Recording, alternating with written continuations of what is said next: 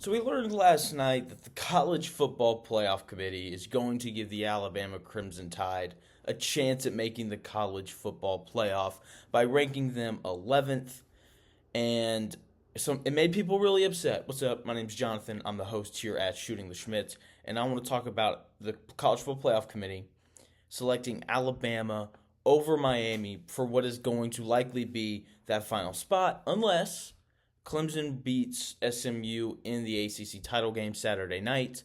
Then Clemson would get the at-large. SMU would jump up. They would then bump out Alabama. So there is still a world where Alabama does not get in.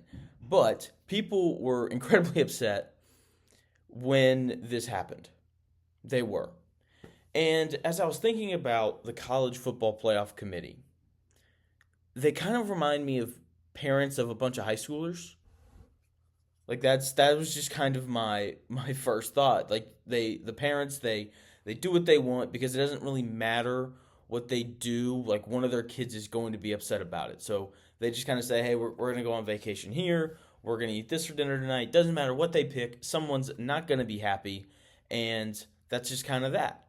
And then after all their kids grow up and they reflect and they look back on their past, they realize, you know what? My parents were right a lot. And that's what the College Football Playoff Committee is, and that's what they do. Like last night, they did things that did not make sense, like dropping Miami 6 spots for losing on the road to Syracuse, and only dropping Ohio State 4 spots for losing on the road, at home to Michigan. Doesn't make a lot of sense because it's like that Ohio State loss is clearly worse than Miami's loss to Syracuse. Why didn't they drop further, or at least just as far? Right? Like it's a very valid question. Why is Alabama in the playoff when they lost to Oklahoma 24-3 and they lost to Vanderbilt earlier in the year? Meanwhile, Miami's 2 losses are to Georgia Tech and Syracuse. Like why? Like that doesn't make a lot of sense when you look at it on paper. But I think that if we were honest about things, I think we would all realize that this makes sense. Like Ohio State is clearly one of the best 8 teams in the country. I don't think anyone would dispute that. They should host a home playoff game simply because they're one of the 8 best teams in the country. Okay? And then the Alabama thing is where things get interesting. Because as I said, a lot of people were upset last night when this news broke. There were a lot of there's a lot of grandstanding, a lot of, Alabama's only getting in because they're Alabama. Okay, I'll be honest. I would have preferred to see not Clemson, South Carolina, right? Because South Carolina, I thought that I just think that they're better than Alabama is right now. But Alabama beat them head to head, so they went with Alabama. That makes sense, even though I don't really like it. But the idea that Alabama is only getting in because of brand bias and because they're Alabama and all these things is simply not true. It's simply not true. Alabama deserves to be in the college football playoff over Miami and Ole Miss, the 2 teams ranked directly behind them. It makes sense that they're in. They didn't get in because they're Alabama. They got in because they're better than Ole Miss and Miami. Okay, I don't think that the brand bias with Alabama is as strong as it used to be because Nick Saban's not there anymore. If Nick Saban was still there and he wanted to make this argument, fine, go right ahead. Okay, everyone knows that Alabama is not the same team this year as they've been in years prior. Plus, let's not act like Miami isn't just a huge brand. They are the U. Let's not act like Lane Kiffin isn't one of the most polarizing figures in the world of college football. Alabama was put in over 2 teams in Ole Miss and Miami that are both still huge brands in the sport. The difference is Alabama's resume is simply better than Miami's and Ole Miss's. Miami has 2 losses, and that's mainly who I'm going to focus on here. I don't think that the Ole Miss stuff is really all that surprising. I don't. Alabama has more ranked wins than Ole Miss. That's ultimately, for me, where the argument stops, considering that they didn't play against each other this year. So Miami has 2 losses. This is the team everyone was really upset about, right? Obviously, they lost on Saturday to a 9-3 Syracuse team who finished the year ranked 22nd in the college football playoff. And then they lost to Georgia Tech, who went 7-5. When you look at Miami's schedule, the two best teams on there were 9-3 Syracuse and 7-5 Georgia Tech. And they lost to both of them. The two best teams on their schedule, they lost to.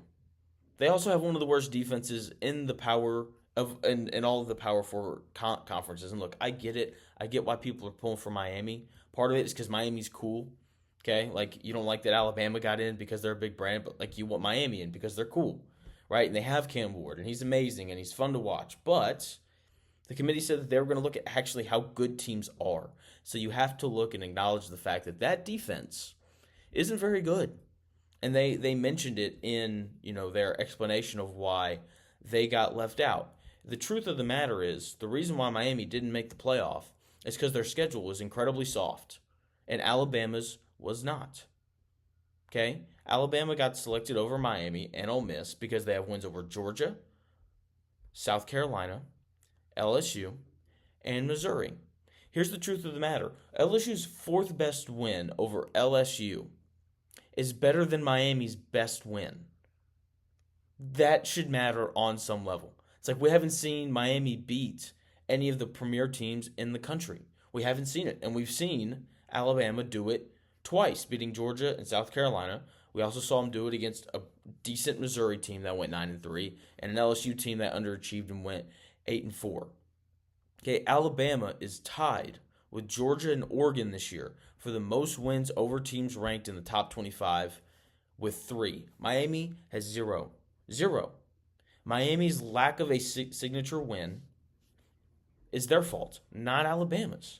If Miami had a win over Clemson or a win over SMU, they would be in. But they don't, and so they aren't. And I kind of prefer this. I do. Like, I don't know with how bad Miami's defense is if they can really compete with the other, 11 best teams in the country. Whereas with Alabama, I've seen them beat Georgia. I've seen them beat a really good South Carolina team. I've seen them beat Missouri. I've seen them beat LSU, who, despite all the problems that they have, they're still talented. So I have no issue with Alabama being put in over both of those teams, and I'm very interested to see how teams schedule after seeing what happened to Miami. I'm very interested to see how teams schedule after seeing what happened to Indiana, right? Because Miami's the bad side of things. You get a lucky draw with your schedule, and you lose a couple games. You don't have a big win, and you're out. And then you look at Indiana, and you draw a pretty easy schedule. They played 7 of the bottom 9 teams in the Big Ten, at least with the way that it finished in the standings, and they got crushed by Ohio State. That crushing loss didn't really matter, and now they're going to be in as probably a 10 or 11 seed. And so I'm very interested to see how teams schedule going forward, because the schedule cost Miami a spot in the playoff, and the schedule allowed for Indiana to make the playoff. So going to be interesting to see what teams do going forward. Thanks for taking the time out of your day to check out my video. Let me know in the comments, do you think Alabama should have gotten in over Miami? Were you pro Miami? Just let me know one way or the other. I greatly appreciate it. Please like the video and subscribe as well. Trying to do big things over here at Shooting the Schmidt, and I can't do them without you. Thanks again for watching the video. I've got an awesome NBA video coming out tomorrow. Can't wait. Doing some stuff on the Cleveland Cavaliers and why they're so good. So like I said, subscribe to the channel so you don't miss that. Thanks for taking the time out of your day to watch my video. I will talk to you again tomorrow.